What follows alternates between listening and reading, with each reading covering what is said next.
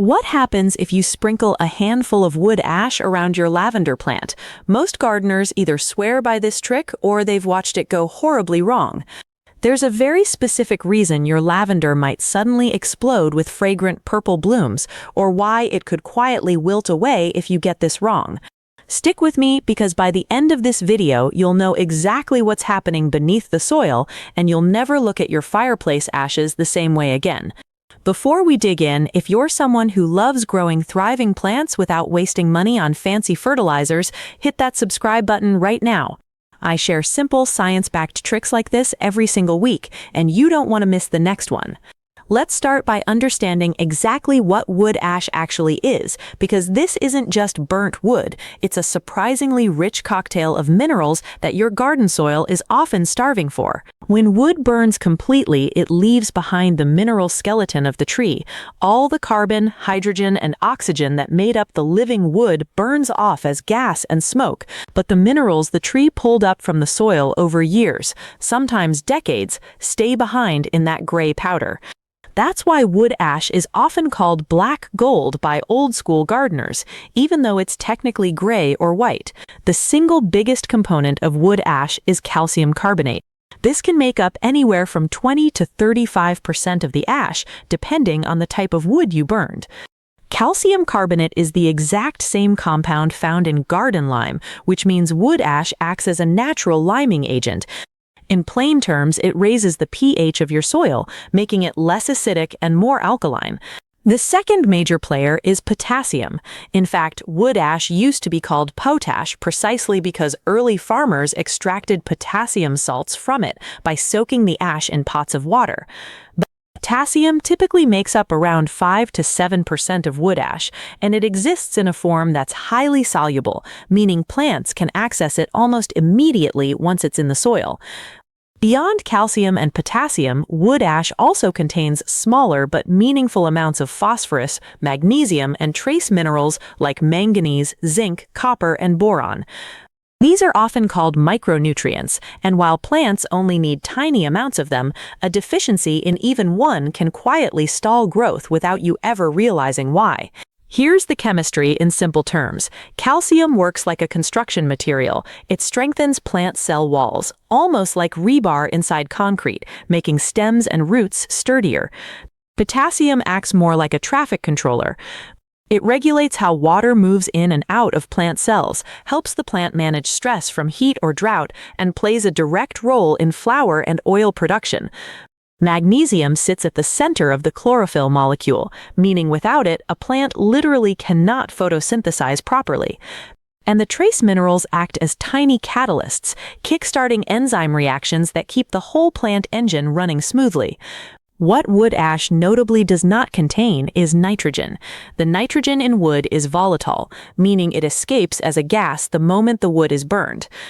So wood ash is essentially a nitrogen-free, calcium and potassium-rich mineral supplement with an alkalizing effect on soil. Keep that detail in mind because it's about to become extremely important when we look at what lavender actually wants. Now let's flip over to the lavender plant itself, because this is where the story gets really interesting. Lavender's natural preferences line up with wood ash almost perfectly.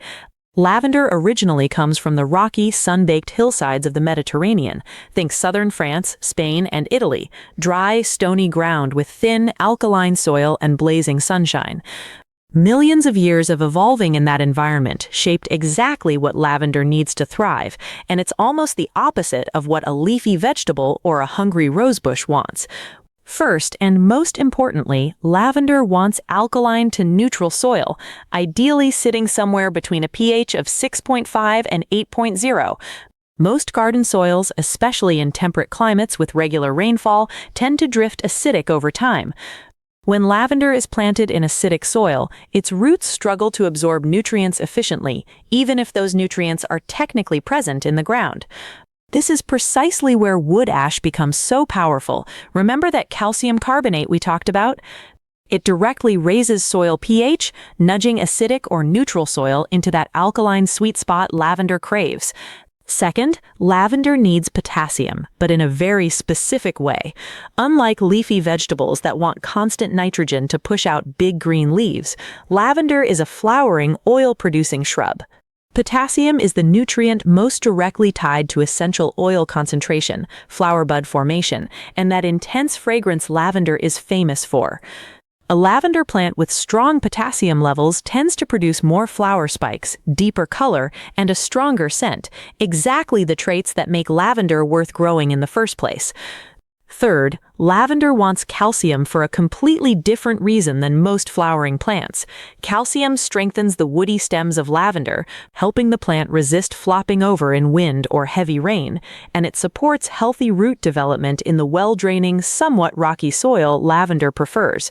And here's the part that makes wood ash almost tailor-made for lavender. This plant explicitly does not want high nitrogen.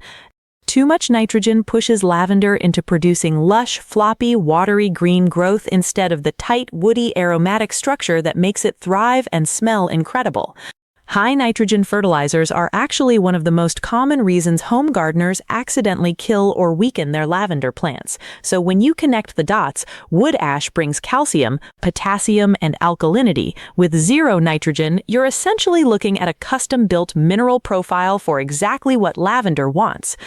It's not a coincidence that old Mediterranean farmers historically used wood ash around their herb gardens long before anyone understood soil chemistry. They simply noticed it worked. Used correctly, wood ash around lavender can genuinely transform the plant.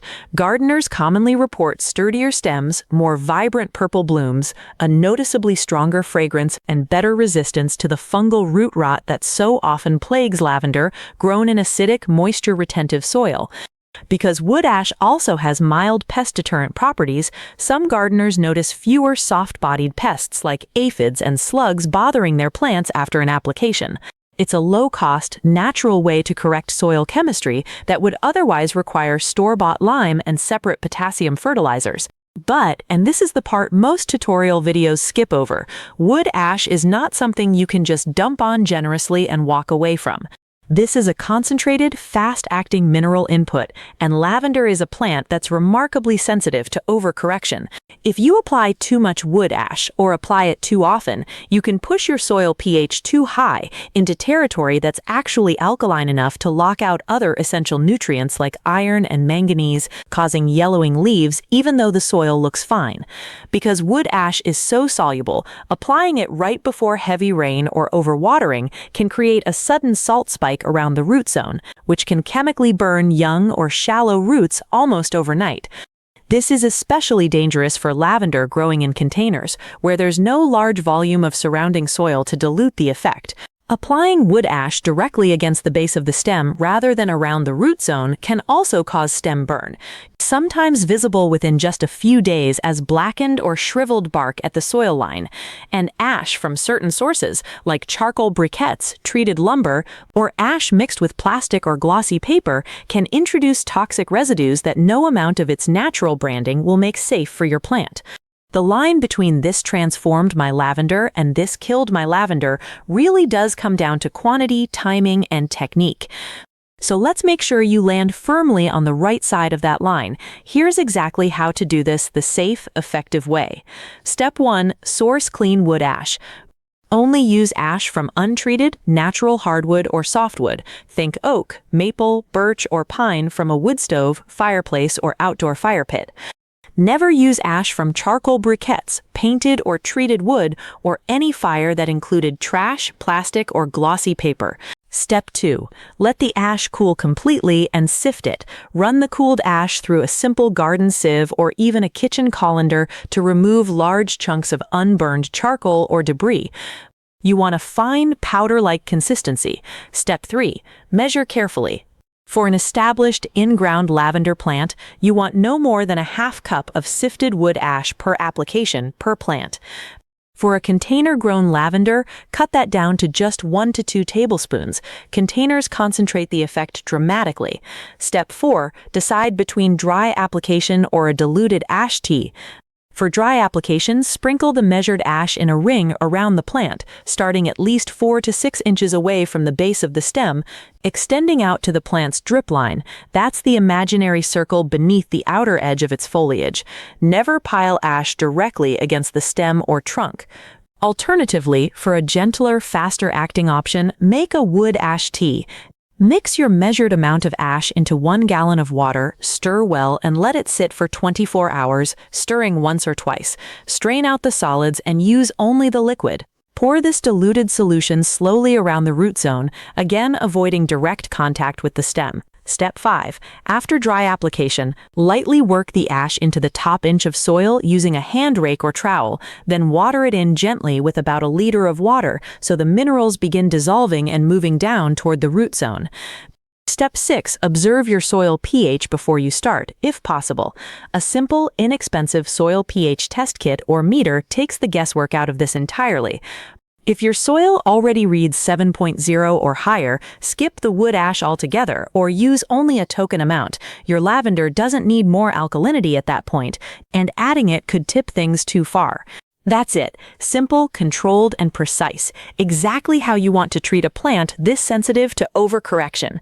Timing matters just as much as technique here, so let's get specific. Do not apply wood ash during the plant's dormant winter period, when roots are inactive and unable to process the sudden mineral input. It will simply sit in the soil, potentially building up to harmful concentrations by the time spring growth resumes. Avoid applying it during periods of heavy or forecasted rain, since excess water will wash the soluble minerals too deep, too fast, risking that root-burning salt spike we talked about earlier. Never apply it to a lavender plant that's wilting, stressed, or recently transplanted. Stressed roots are far more vulnerable to chemical shock. And skip it entirely if your soil test already shows a pH of 7.0 or above. The ideal time to apply wood ash is in early spring, just as new growth is beginning to emerge, or in early fall after the main flowering flush has finished.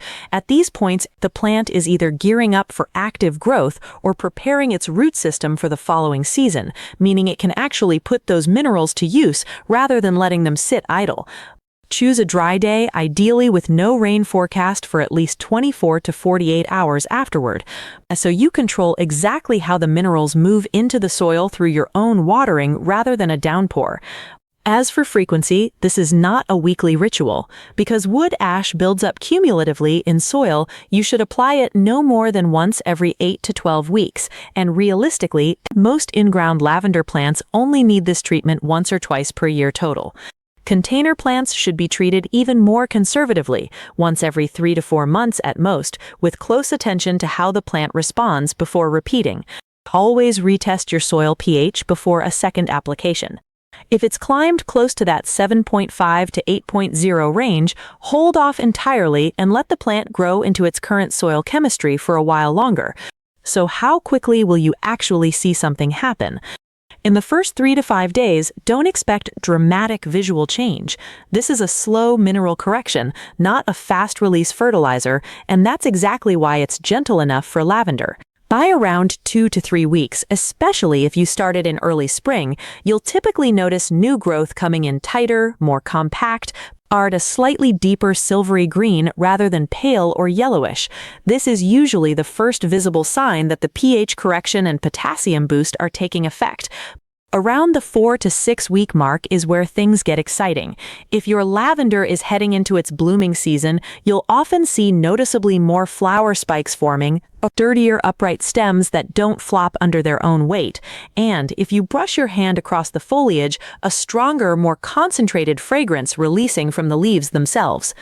Established, thriving lavender plants in well-corrected soil frequently outperform neighboring untreated plants by a visibly wider, bushier, more floriferous habit by the end of that first full season. Just remember, consistency and restraint, not drama, is what makes this work. And that's the full story on wood ash and lavender, a simple byproduct sitting in your fireplace that, used with the right knowledge, can genuinely transform how your lavender grows, blooms, and smells. Get the dose right, get the timing right, and you'll be rewarded with a plant that looks like it belongs on a Provence hillside. If this video helped you understand your garden a little better, subscribe now, tap that notification bell, and join me for the next one, because there are dozens more of these simple, natural tricks waiting to help your garden thrive. See you in the next video.